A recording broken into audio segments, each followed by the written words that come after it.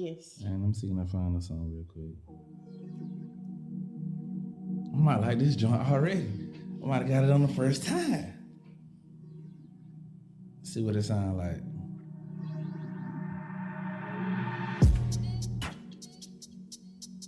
What you think? You ain't feeling it? I didn't say that. Engineer feeling it.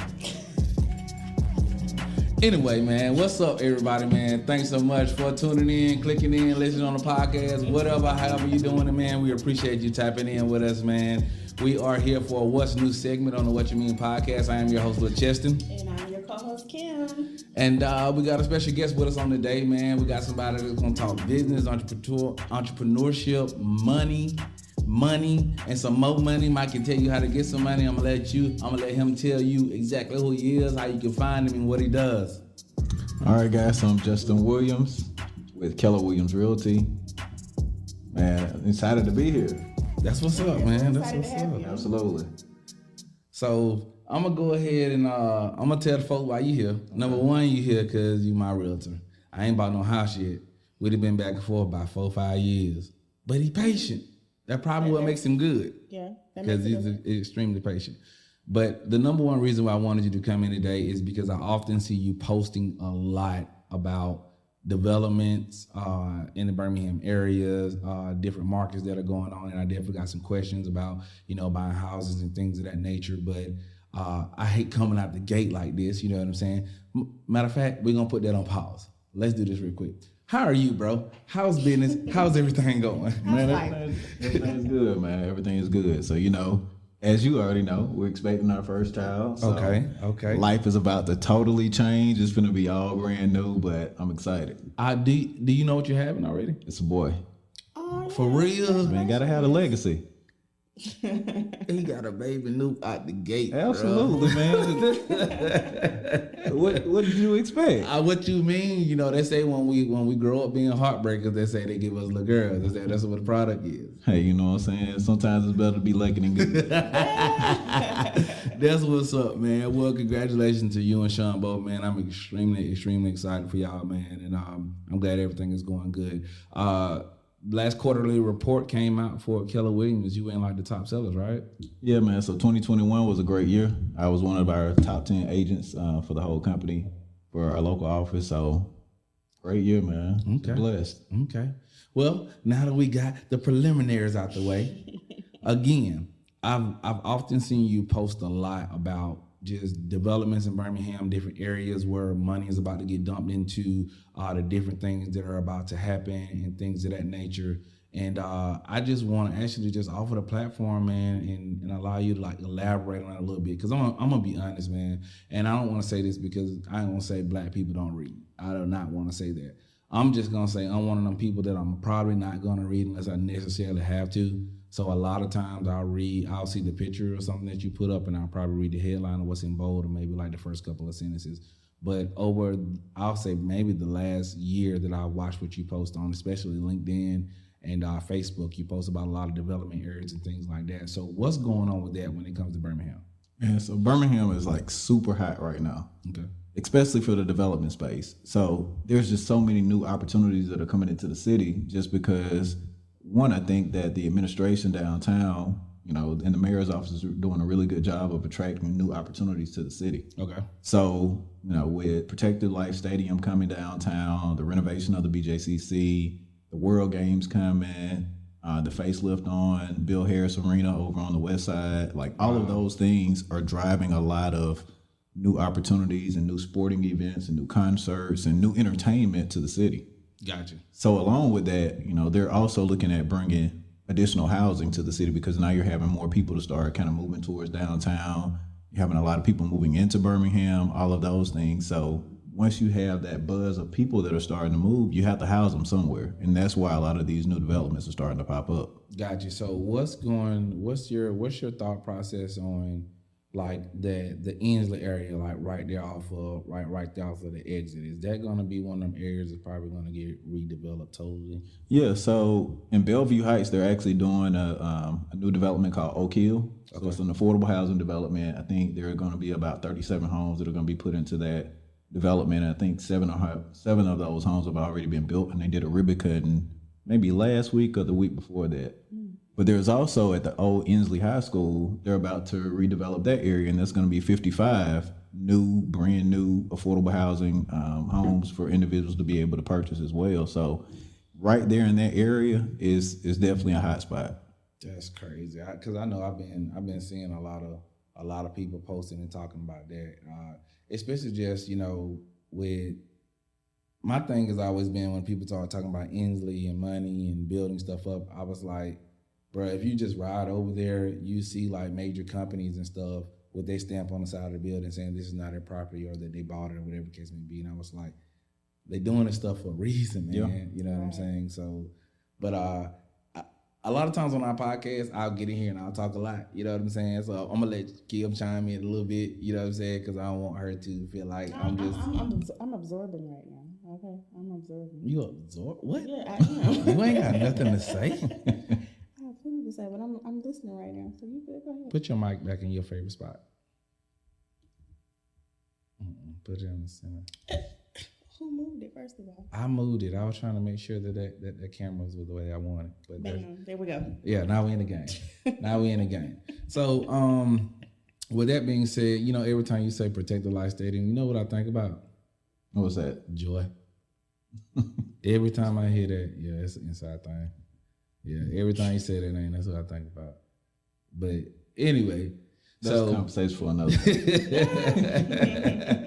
But we got the development, the redevelopment of Inslee. We got all of these different avenues of things that are coming in inside of the city that is boosting up the value. I mean, because, dude, I remember when, you know, you were starting to send me properties to look at, like lofts in downtown Birmingham right now are crazy. Even if you stretch out a little bit, even to the Homewood area, like it's like they still like crazy. So if I'm a new person getting ready to get into the market and I'm looking for a realtor, you know, what are some of like the key things that you could tell our listeners and our people that are looking to getting ready to get in the housing market?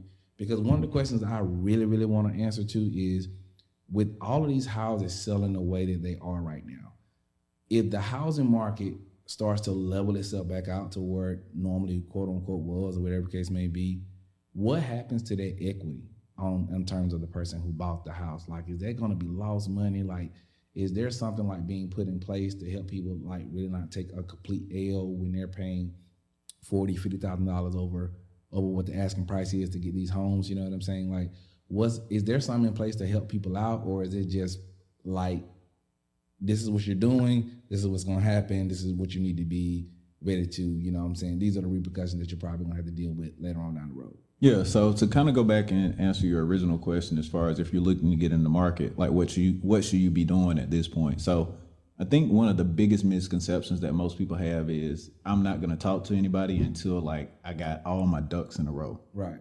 And that's not always realistic. Like, one of the things about being a realtor or being in the space is we are helping people get ready. So even if you're nowhere near in the point of where you feel like you are ready, if you're thinking about, I want to buy a home, go ahead and start having conversations. Right. Because now we can go ahead and start connecting you maybe with a personal lender. So at that point, they can tell you, hey, Kim, this is what we need to do. We need you to pay off this. We need you to take care of that. You know, hey, get your this debt down. You know, hey, let's make a little bit more money. Whatever the case may be, right. They can actually guide you on what you need to do in order to be able to get into what you want. Okay, gotcha. So that's number one. Okay. But also to kind of answer your other question, as far as like the heat of the market and what's happening with people who are overpaying for homes and all of those things. Okay, so it's a very interesting time in the market right now. And I'll give you a quick little backstory of how we got here. So when we had the whole recession in 2008, a lot of your builders bellied up. Like, they just went out of business. So they stopped building homes and all of those things. Well, now you still have a population of people being born. Kids are being born. You know, millennials are one of the largest conglomerate of, you know, generation of people that are actually still living at this point. So you have your baby boomers, which was a big group of people. And now millennials are probably even bigger of a generation than the baby boomers were.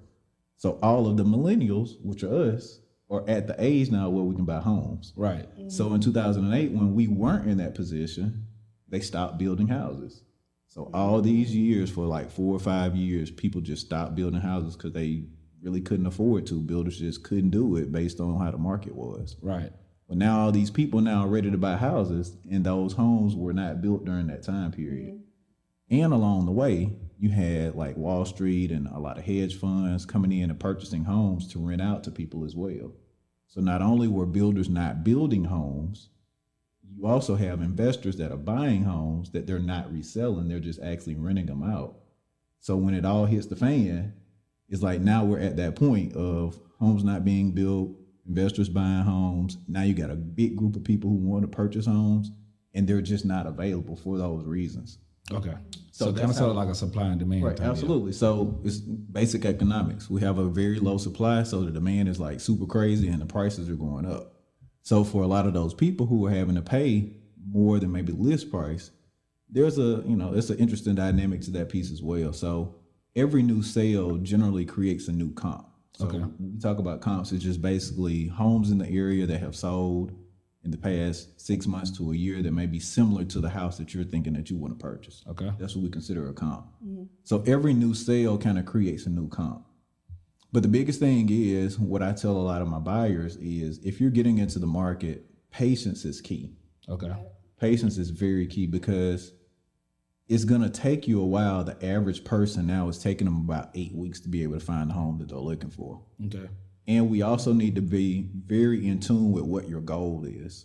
So if your goal is, hey, I want to be able to purchase this home and I'm not moving ever again, like this is a forever home, then you may can afford to pay a little bit more for the house because you're not going to move anytime soon. Gotcha. And as markets go up and down, you'll be able to kind of navigate through that. Okay. But if you're saying, hey, I'm only going to live here for 3 years and I'm going to move again, like I'm going to move to Nashville, I'm moving to DC, or I'm just going to move, period, because the family is going to grow at that point. Right. Then we need to be very particular about the home that you're going to purchase. Maybe you need to purchase something that is not 100% move-in ready. It's like in great condition, the bones are good, like there are no structural issues, the plumbing and the electrical are good, but it may be just a little dated. Like you, home. Yeah, you can go in and just paint, change the flooring out, maybe change the countertops out. And now you're creating that value and the equity that we're talking about. Gotcha. Instead of having to pay $50,000 or $60,000 because you're competing with 20 other people on the same house. Jesus. So you'll be able to get out of something like that much faster than if you're looking for a house right now and you're like, hey, I'm going to move again in 2 years, and you paid $50,000 over. If the market does level out, then you're probably not going to have much equity at all at that point. Wow. So those conversations, like we were talking about from the beginning, like if you think that you want to purchase, having that conversation up front is really the guiding light of how we need to navigate in order to make sure that you're going to be in a good position when it's time for you to exit this property. Gotcha. So is your model still, if you sleep on it, you won't sleep in it? Absolutely. Look, like you have to make, right now when you're going to see homes, you have to be ready to make a decision. Like, we're going to see the house to make sure that it checks all the boxes. I already know I want this house. Mm-hmm. I just need to lay eyes on it to make sure it checks all the boxes. Because as I was telling LaCheston, you sleep on it, you will not sleep in it. Look, every decision that I made, and I was like, I'll let you know in a couple of days. He'll be like, oh, okay. We'll walk off. I hit him back. Hey, let's do it. Yeah, it ain't in the market no more. It's gone, man. What? Yeah. So why did you wait? To be honest, man, it was one of them things that, so I'll definitely commend Justin, like, you know what I'm saying? Like, I got frat brothers that are realtors, you know what I'm saying? And a lot of people be like, well, why you ain't shopping with this person, that person? I'm just like a loyalist, you know what I'm saying? Right. Like, when I started going to church up here, like, Justin was one of the first people that I met, you know what I'm saying? And when he got into realty, that was his thing. So it was like, I asked questions to him. I got those questions answered by him. If I was worried about something, I asked him. He gave me an answer. So it was like, okay, when I get in the market and I get ready to actually buy, this is the person that I'm going with because this is the person who lined me up. Like he was saying about when he was giving advice about don't wait until the last minute to feel like you got to get this, that lined up before you actually go and deal with your realtor. You know what I'm saying? Because you got some realtors that they want to be, that's their joy. That's just what they like to do. They like to help you get everything lined up that you need to get together. So when you do go to their house, when he tell you if you sleep on it, you can't sleep in it, you got everything lined up. Your buying power is already there. You know what you need to do, and you can go ahead and get that home. And that's what he done for me. You know what I'm saying? He got me who I need to get with financially, got my finances all together, got everything straight. I learned how to save a little bit of money just from going to church. You know what I'm saying? So, and then I was like, all right, cool. Credit good. Got a little money here, got a little money. Hey, cuz, what's up, man? Put me back on the email thing, man. Send me some houses. I'm ready to go buy. You know what I'm saying? Right. But the thing at the time was I was in and out of my engagement. You know what I'm saying? And I was in between whether I needed to get something that would, compensate for the wife, my stepdaughter, and potentially another child. You know what I'm saying? And if I was gonna stay in this or get something for myself. So it was like I was going even back and forth with him, like, hey, Justin, man, throw me a couple lofts in there, man. You know what I'm saying? Throw me a couple condos in there. I come back to him 2 weeks later. Hey, man, go ahead and throw some 3 and 4 bedroom houses back in there because I'm back and forth. He never really got mad at me or said anything. He was just like, all right, cool, they're there. You know what I'm saying? So I was checking them out. But there was one particular house that I really, really, really wanted, and it just didn't fit. You know what I'm saying? Like there were certain things that it just didn't make it fit. And when I tell you I went and seen the house probably maybe twice, maybe even 3 times, and I was like always, hey, Justin, what's up with this one? What's up with this? What's up with this? Like I really wanted it. And I think I wanted it for all the wrong reasons, you know what I'm saying? But that makes a difference. But I definitely want it. So to go towards everything that he just said about, just getting prepared, how to get prepared, like your realtor is there to make sure that you get prepared. But I think the reason that I wasn't able to completely get to the point where I need to get to it because I was being indecisive about my life and my lifestyle at the time. Like I know what it is now at this moment. You know what I'm saying? Like I'm focused on me. I'm focused on the chest. And so, you know what I'm saying? Outside of the money, me dumping my complete savings into the studio. You know what I'm saying? Like once we get that savings account back straight, like hopefully by summertime, preferably by summertime. Hello. Hey, Jeff. Sign me back up for the emails, boss. I'm ready. Like, I mean, but that was a smart decision not to buy at the time, and we had that conversation. Like, it doesn't always mean like, hey, you need to buy right now, right? And that's the conversation that I feel like is important to have. It's not. I'm not a salesperson, right? Like, we're more in the service industry than we are in sales. So, that makes a difference. Right. So at the end of the day, like, I can't force LeCheston to buy a house that he doesn't want, nor should I try to force him to buy one because at the end of the day, it's not about this one transaction. It's about a lifetime worth of relationship for additional purchases that he's going to make, sales that he's going to make, people that he's going to refer me. So if I'm thinking short-sighted and I'm trying to force him into this property, that's one sale that I'm going to get. Right. But if I think about this from a long-term perspective, that relationship may be worth 12 transactions. There you go. There you go. So is Carla still part of the team? Yeah, absolutely. Man, I love Carla. She like a whole mama. Like, bro, that savings I was telling you about, man, I had this camera I wanted. 7 bands. I was finna buy it. I called Carla. I said, hey, Carla. She said, what do you want, LeCheston? What do you want? I said, man, I got this camera I want, man. I'm trying to figure out. I said, it's about $7,000. I want to go ahead and go buy it. Like, I said, but I'm thinking about paying for half of it and finance the rest of it so I get another little credit line or something on my credit. And then she was like, nope. I said, you ain't even let me finish with it? Nope. She said, no, if you're serious about buying a house, nope. And I was like, all right, cool. So as far as like, what's her official title? Like, would she be considered like? Yeah, she's a mortgage lender. Okay, yeah. So she's she real cool people. Like, that's what I'm saying, man. Just about, when it come to us and like networking, rubbing shoulders with the right people and people that are going to keep it a buck with you so that you're making the right decisions based on your needs and what you need for you so you don't end up in a bad situation. I think when it comes to my realtor and the team that he has behind me, the people I've been introduced, like, I'm solid. Like, I'm good. Like, I know when I get ready to buy and I go back into, I know I'm going to be all the way a buck. And I ain't saying that because he just right there. I'm just, anybody that call my phone, ask anything about a realtor, anybody that post something on Facebook, I'm always going to tag. You know what I'm saying? And like I said, I know many other people. And I'm not saying that they're not sufficient or they're not good. It's just, at the end of the day, if you recommend me to one of your clients as their photographer, you're recommending them to me because you work with me and you know what they're going to get in the end game. Right. You know what I'm saying? And even though I haven't completely bought a house with him, I've been with him for the last 8 7-8 years in Right. terms of questions about houses and just other stuff. You know what I'm saying? So great personality. You know what I'm saying? Hard to find.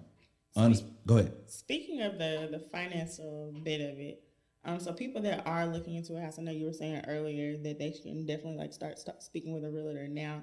So would you say like if they're say like in an apartment, is there like an ideal number they should look to start saving or a certain percentage, or is it just kind of just based on their home that they're looking for? Yeah, so I think that you should think about, what do I feel comfortable with on a monthly payment? Like start there, okay? Whether that number is $1,000, $800, $1,200, whatever that number is. Think about, what do I feel comfortable with spending on a monthly payment? Then from there, ideally you want to go ahead and start having that conversation with a realtor or with a lender, okay? And then ideally, most of the time, a down payment is going to be anywhere between 3 and 3.5% of whatever the purchase price is. So if you think that you want a $300,000 house, then you're probably going to have anywhere between a $9,000 to $11,000 down payment. You're also going to have closing costs as well, which are all of your costs that are associated with doing that loan. So you have like application fees, credit doc fees, recording fees, appraisal fees, all of those different things that are associated with doing the loan. That's generally about 3% of the purchase price also. So if you're looking to purchase a $300,000 house, I would say you probably need about a good 20 grand saved. Okay. Now, as a first time home buyer, there are different options. Like LeCheston, he had the option to be able to use his VA benefits. He doesn't have to make a down payment in that situation. Or first time home buyer, you have opportunities where you don't have to make down payments as well. However, it's still good to have that money saved, because the mortgage lender is going to be looking at how much do you have in reserves in case the world falls out, the bottom falls out. You just say, you know what, I quit. Like, I'm showing you the deuces. I'm tired of this. If that happens, how much do you have saved in order to be able to make that mortgage payment at least for a couple months until you decide whatever the next move is going to be? They're looking at those things. So I would just say, pretty much take whatever the amount of the house that you think that you want to purchase and probably have about 6% of that saved. And that'll be a good place to be. If you don't have that, it's still fine. We can work through that. But that would probably be a really good position to be in. So what are the options to work through that for the people that don't know? Yeah, so like we just talked about, you have your no down payment options. So like for medical professionals, first time home buyers, a lot of your service industry people, like maybe nurses, firefighters, police officers, all of these different people, you have those no down payment options. So when we were talking about that 3 to 3.5% down payment, 9 to 11,000, we can wipe that out. Okay. We also have grant money for closing costs. So the closing costs that I said, there was an additional 3%. We have lenders that have grant money that will help you be able to cover that closing cost, anywhere from about $5,000 to $7,500 worth of grant money that can cover that as well. So that, from there, we've wiped out about $17,000 to $18,000 of those costs that we were talking about that you would need to save. Right. But it's always good to be able to have that money just in case something happens where you can't, you can't get that. And I think what he's telling you about like just having money on reserve. Like I know, like I'm gonna keep it a buck. You know what I'm saying? Like I knew how much money I had in reserve, and Carla, like when she digging. She want to know every penny it. You know what I mean? I mean, like exactly what you got. So with her doing the digging, it made me reevaluate my finances during that process as well. Like, don't spend this, don't do that, don't do this. Like that whole thing that people go through about not spending no money, like that ain't no lie. Like that's for real. Yeah, right. Eat bread and water. Yeah, like after that you can ball out. Yeah, like don't spend no unnecessary money, and having that money was definitely important, because I'll say this because it's our platform, and I just want to keep it real because I want our listeners to know, like, I'm a real person. I'm not some person with 1 million followers on YouTube and we got 1 million subscribers on our podcast and we're making these millions of dollars and we can just make money. I'm a real person just like you are. Right. You know what I'm saying? So essentially, when I was going through this process, when Justin was saying we can work through it, there were times when there was certain things that had to be done on certain houses that I was looking at. That stuff had to be paid for on my end because the buyer wasn't dealing for it. You know, the seller wasn't going to do it. Mm-hmm. So there's certain things that the buyer had to do sometimes with certain inspections that need to get done, or certain people need to come check this out or do this and do that. And I ain't gonna lie, like I found a perfect house that I wanted. It was in a flood zone in Pelham. The only thing that I hate about it was the bathroom. And the bad thing about it on the back side of the house was, you know, if I wanted to add to the back of the house, I was going to essentially have to redo the whole framing on like the back side of the house, because essentially you'd be changing the roof of the house. You know what I'm saying? So it was going to become extremely expensive. You know what I'm saying? So, you know, I told Justin, hey, I need to go look at it. Brought a friend with me, went and looked at it.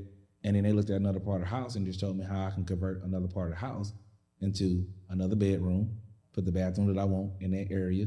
And then they had a garage. It was kind of like an older garage, but what made the garage dope was you go up the back stairs of the garage, it had a whole floor on the top of it that I was going to convert into the photography studio. So I would have had everything that I needed in that one spot, and the house was under what I was willing to pay for what I wanted. You know what I'm saying? Like the best feeling in the world. This the best feeling in the world, all right? When you call your realtor and tell them you ready to go shop, and he say, all right, I got Linda calling you tomorrow, appointment by 4:30. She can call, get some information from you, and, you know, you just let me know. Well, the Linda going to update him anyway, but whenever she told me something, I knew she was going to tell her. I couldn't wait to tell Justin. I couldn't wait to call and be like, hey, cuz, that's what she said, cuz. You know what I'm saying? I was geeked up because I just really hadn't had that buying power like that before. You know what I'm saying? Like, I never had the opportunity to go get a car and pay a low interest rate, you know what I'm saying, and stuff like that. So when you get that buying power, it means something. So I call her, do all the digging and stuff like that. This was the best part of the whole process. When she called me and told me, she said, this is how much you can spend on a house.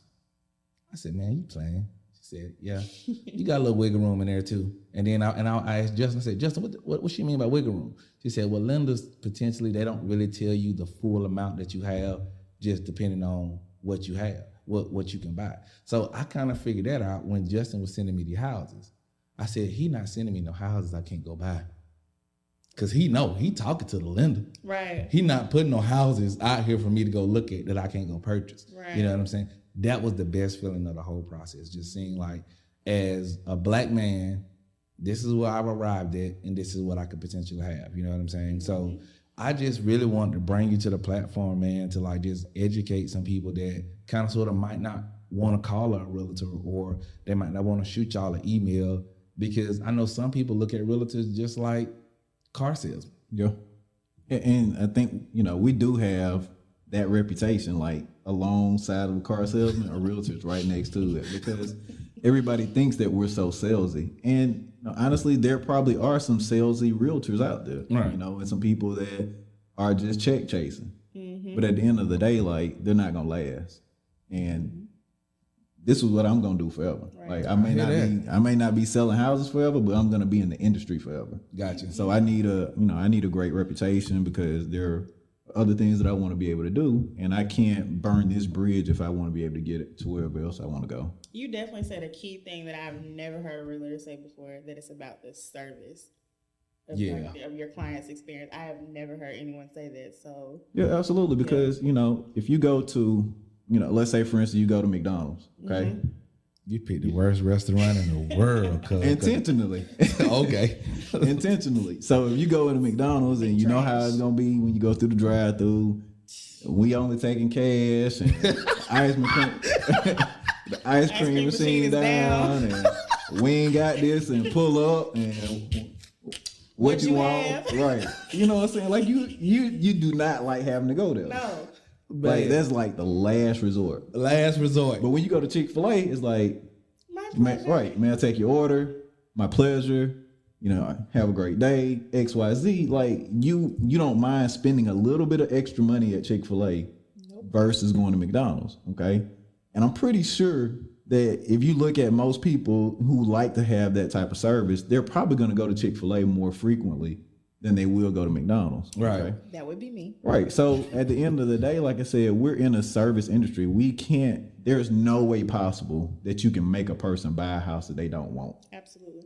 Like, you might can convince somebody to buy a car, because all that is happening today. Mm-hmm. Like, they can purchase off emotions. They can go ahead and say, oh, I love this car. Like, I feel good in it. I'm going to drive off the lot. And the deal is done. Right. Our transactions take at least 30 to 45, maybe 60 days once you put a contract on the house. So there's a lot of time for you to start thinking, do I really want to do this? So that part. It's not a way for me to make you buy this house, because you have a whole nother month to 2 months to make a decision. Like, am I going to actually show up at the closing and sign the documents to make it mine? So that's too much time for you to try to force somebody into buying something they don't want, because they have a lot of time to start thinking it through to make sure that they're making a good decision for themselves. Right.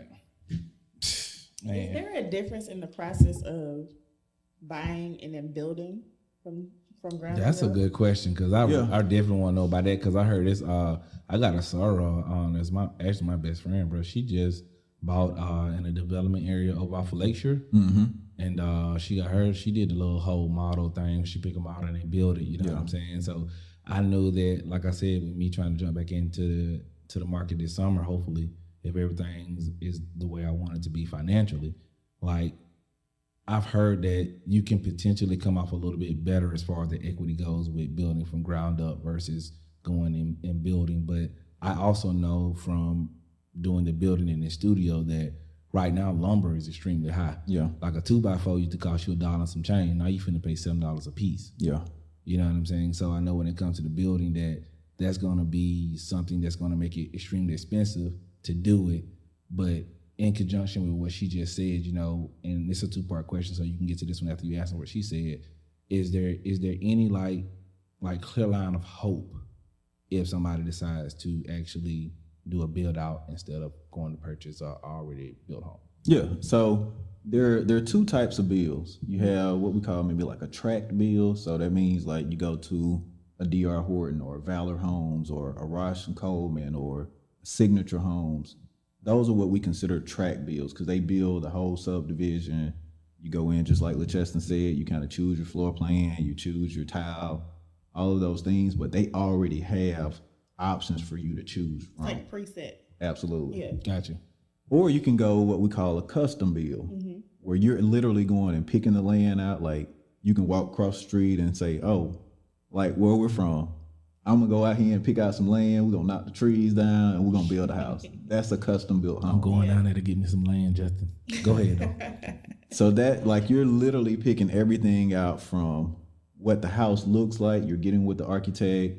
You're choosing your flooring, your tile, your windows, like literally every single piece of the house you were choosing. Right. Okay. Now, if you go to tract bill route, then generally that build is gonna cost a little bit less. Okay, because you're already choosing, the builder already pretty much owns the land. They already have the floor plans. They're doing this in mass production. So they're getting a ton of material at one time. So, you know, your prices tend to be a little bit cheap. Can we put a comment there real quick? Okay. When you say the builder already owns the land, when you get ready to actually purchase that home and get that spot, is there an option there to buy that lot as well, or? Yeah, so once you put the contract on it and once you close and all that good stuff, then yes, you own the house and you own the land that the house is on. Okay, all right. Yeah. All right, cool. Okay. So with the tract bill, like I said, you're pretty much a little bit less because they're building in mass production. And one of the beauties of a tract bill, when you were asking about the equity piece, is if you get into a new subdivision at the front end, generally the builder is increasing the prices probably every quarter. Okay. Now they're increasing them even more frequently, but generally they're increasing the prices every quarter. So you may buy a house or you may build a house for $250. By the time that subdivision is over with, the same exact house, maybe $315 at that point. Same exact house, same floor plan, everything, maybe, because they're raising the price every quarter. Okay. Now, if you go the custom route, then that process is a little bit more expensive because you're buying the land up front. Okay, and you can put this land in your loan. But in that loan as well, you're also going to have the cost to clear the lot. So if you have trees on it, you got to roll that into your loan. If you need to bring in some dirt in order to level it out, or if like you're trying to build a basement home, you got to dig some stuff out. All of those costs, if you got to put up a retaining wall to hold everything in, all of those costs are rolled into that loan. So it is a lot more expensive. And generally you do have to make a down payment on those. You can't use those 100% options that we were talking about earlier, Mm-hmm. you generally are making anywhere between a 10 and 20% down payment on a custom build. Wow. Mm-hmm. So, you definitely want to have your coins together if you're going to go custom. Yeah, that sounded that sounded expensive, but you just talking about it. I mean, but there are options where we can try to make sure that we're keeping some of that cost down. So that may mean that we need to get a lot that's already cleared versus us getting a lot that we got to go out here and run Knock all the trees utilities, down. right? Knock the trees down, bring in dirt, all this type of stuff. So, we just have to make a smart decision to make sure that we're using your buying power to the best way. Sound good to me. Sound good to me. So you building a house? Who? You. If I build, it ain't gonna be no custom build. Sure it is. It ain't gonna look like Greg. Them stuff look. It ain't gonna look like that.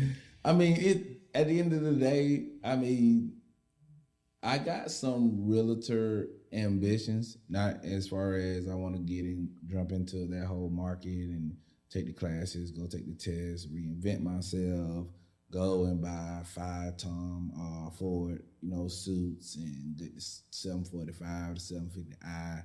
And, I don't want that part of it. The part of it I do want somebody to teach me Hello. how to go buy me some land and put me some apartment complexes on it so I can make some residual revenue. Listen. Now, that part I do want to do, but the other stuff, like, I'm cool. So as far as custom builds and all that stuff go, like, all right, so I had a small plan.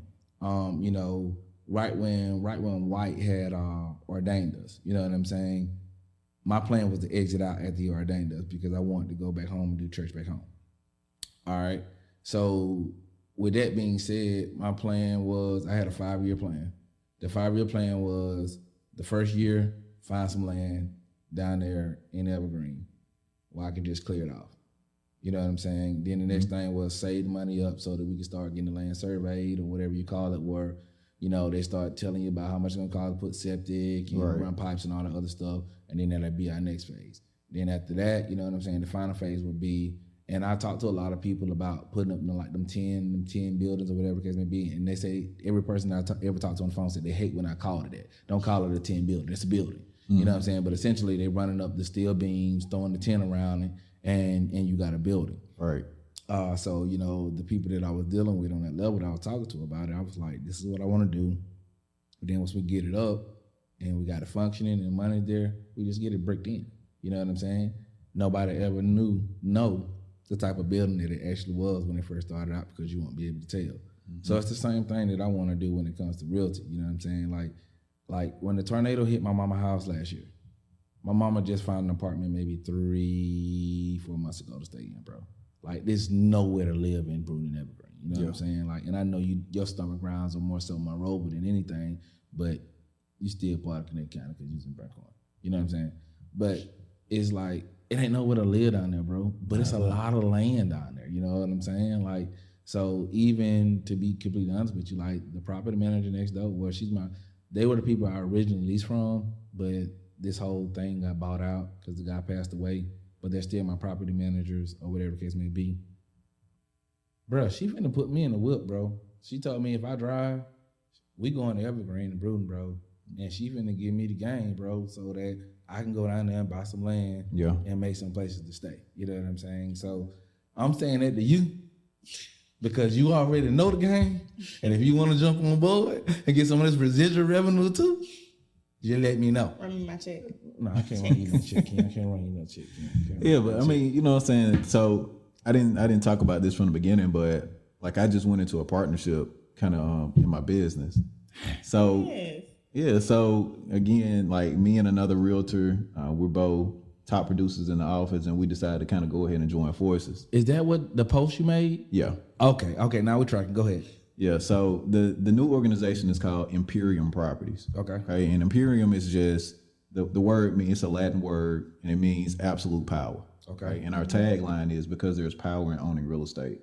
So what you're talking about right now is perfect because that's what we mean as far as like there's power in owning real estate. Not only is there financial power in that, but you also have the power to choose who goes in that property. Now you have absolute power of everything centered around that. So with this building, an individual, like you just said earlier, an individual, one person, one you or I, own this building. And that landlord had an opportunity to make a decision on if he was going to allow you to occupy this space or not. Facts. So imagine having that type of power to determine what goes into a place, in a building, what goes into an area. Like, you're literally shaping the dynamics of what a whole area can be because you own the real estate. So, I mean, it's such a, like, that's why I love real estate. And you don't have to have a license for any of that. Okay. Like for for what we do on the sales aspect, yes, you need a license, but for what you're talking about, you don't need a license for that. And that's the power of real estate. And that's why it's so exciting to start seeing more of us getting into the, into the industry, because that's the power that has been used against us all these years when we talk about redlining and all these different aspects back from the 50s and 60s and before we were ever here. Like, why our areas look a certain way versus over the mountain looks a certain way. All of that is controlled by who owns the real estate and what they do with it. Right. So this is what I'm gonna say. When you writing a book, bro, when the book dropping, like when you putting some of this stuff, man, I hope that this don't be over this. Okay. Y'all can keep talking. Y'all ain't gotta look at me. Y'all call it. I mean, but I don't. One day I will write a book, but right now I try to just brain dump everything into a central location. So whenever that time comes, I can kind of remember the journey and I can remember all the stuff that I'm thinking about right now. So when I do have to sit down and put it all together and try to compile it, I'm not like, having a brain freeze. Like, What am I going to talk about? Writer's block. I'm just sitting here waiting. So I'm trying to just brain dump occasionally so that way I can have content when it's time for us to put it all together. We need it by the end of the year. Thank you. I said what I said. I'm putting on pressure. We need it by the end of the year. Man, I see what you mean now. and that's more. And the reason I asked that is because when I was coming in this studio every day while we was going through the building process, like, what I'm saying, I want to do like a little ebook, and I'm still gonna do it. And what you're saying is exactly correct. Like I want to do a 10-step book on how to open up a photography and media studio. All right. And what I did was I printed out a list of topics on what I wanted to talk about, and I just put them up on the board and I numbered them the order I wanted to go in. Of course, I came up with more than 10. So within those 10, some of them just be sub-subjects within those. Do you know what number 1 is? What's that? Journal, vlog, your entire process. Yeah. So what you're saying about what you're doing, about everything that you're doing, you just dumping it in one spot. Man, there's so many people now that as soon as you get through dumping the content, bro, you just get copyrighted, whatever the content you got inside of that. You could dump it off on the editor, man. They write it up for you. You ain't even got to deal with it. Okay. You know what I'm saying? Like, so put me on. So for real. I appreciate it. Dorian, I can't think of Dorian's last name. Dorian does that. Like, okay. Dorian just then got high and bougie now, but like for real. Like when I first started working with Dorian was kind of sort of like, we had both just started our marketing advertising company. That's when I was running around Birmingham talking about iPub now this, iPub now that. And, we kind of collabed and piggybacked a lot of stuff. But what she did was she kept branding herself. Mm-hmm. And then she started, working for newspapers. She started working for these news outlets and these news outlets. And before you knew it, she done branched off, kind of sort of like Funny Man old lady did. Mm-hmm. She got all that experience she needed, rubbed shoulders with the people she needed, and then she branched off and started her own business that's prospering. Mm-hmm. Dorian did the same thing. She rubbed shoulders with everybody she needed to do, and essentially what she does is she writes. That's what she do. You know what I'm saying? Like, I told her, I said, hey, I got this book that I want to do in my head, but I don't want to sit down and physically write it. I just want somebody to transcribe it, pretty much. I sit up and I talk and you write. Charlotte wanted $200 an hour to do that. Charge your worth, sis. I mean, but she dope at what she do. Right. You know what I'm saying? Like, right. she fine, but there are a lot of people that offer writing services that essentially, it's kind of sort of like if you want to build an app. You know what I'm saying? Mm-hmm. Out the gate, they're gonna tell you to build an app nowadays. The minimum you're gonna pay is $10,000. It's gonna start at $10,000 and it's gonna go up from there. But what can help you minimize and keep the cost down is if you print off a storyboard and you draw on the storyboard and tell the people who developing the app what you want the app to do. Mm. And then it'll cut down on the cost for you. It's the same thing. Like if you're doing a book like that, kind of sort of like the points I was just telling you about, if you put it in the point system and say, hey, this is what I'm talking about or whatever, and then you kind of sort of put it together, they'll take it in and do all the other little part for you, you know what I'm saying? But right. it's just like anything else. But you definitely need to, I mean, I'm a big fan, bro. I mean, you already know, I'm a fan, bro. Like you can't, in my head, just can't do no wrong. Anytime he come in the room, excuse my language, he the flyest nigga in the room. Like, I used to come to church. I'd be getting ready to put my clothes on. I had to think twice, like that nigga might put on a bow tie today. Man. Let me shoot over here real quick. We're just doing what the news do, man. Here we go. You mad? Gucci. Brent them just dropped the line, man, in Troy, man. Oh, really? Man, all them cats went to Troy. I mean, all the guys that were there when we was in school, all them Negroes was in the crowd. It was blown, too. I was like, what had happened? What is really going on? Like, man, Brent expecting too, man. Okay. Yeah, man. He they a baby shower the end of this, what month we in? We just got into April. Yeah. Okay, yeah, so that's the end of April. Fired. I think, man, look, bro, you know my brain be fired. It be frying sometime, man. But look, man, I don't want to hold you too much more longer. So we're gonna kind of sort of start moving towards a close. So if you had to give 5 points to the person that's listening right now, that's thinking about buying a home, or they're kind of sort of on the fence about it, if you had to give them like a 5-point system, be like, all right, step 1, this is what I would do. Step 2, this is what I would do. Step 3, this is what I would do. Step 4, step 5. If you kind of sort of, I know there's probably more steps than that, but if you could just generalize and be like, hey, these are 5 things that I would do if you're thinking about getting in the market. And then I want you to end it by saying, but don't forget to call Justin Williams, because I'm just in time for whatever you need. And drop your socials, tell them where they can find you at, man, all the other good stuff, bro. So my engineer guy, if you can make sure the camera's on Justin real quick, we're going to get ready to close out. Okay.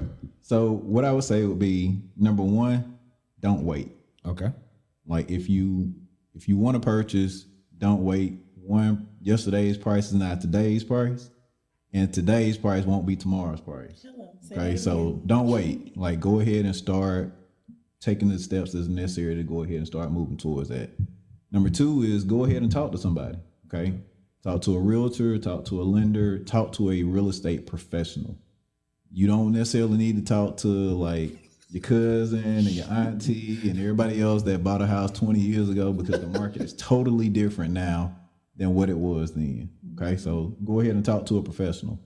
Number 3, start thinking about how much do you feel comfortable with spending on a monthly basis. Start coming up with your budget of what you feel that you can afford to be able to purchase. Okay.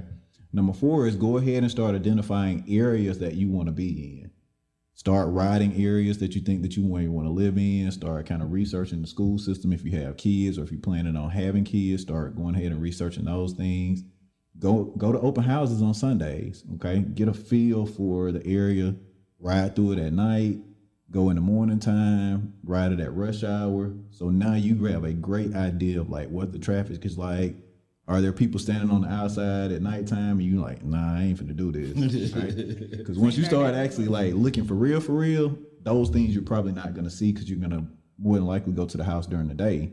Or if you're going after work, it's just gonna be a totally different dynamic. Or kids and standing in the street, all that kind of stuff. Like, see what it's like for real. And then number 5, like I said, go ahead and start talking to a professional. I know I said that twice, but go ahead and start talking to that professional, because now we can go ahead and start shaping you into everything that needs to happen for you to be able to get what it is that you want. So it's really important to get started, talk to a professional, think about your budget, survey the area, and again, talk to a professional. That's what's up, man. Tell the people how they can find you, bro. Yeah, so I'm Justin Williams, Mr. Justin Time on Instagram.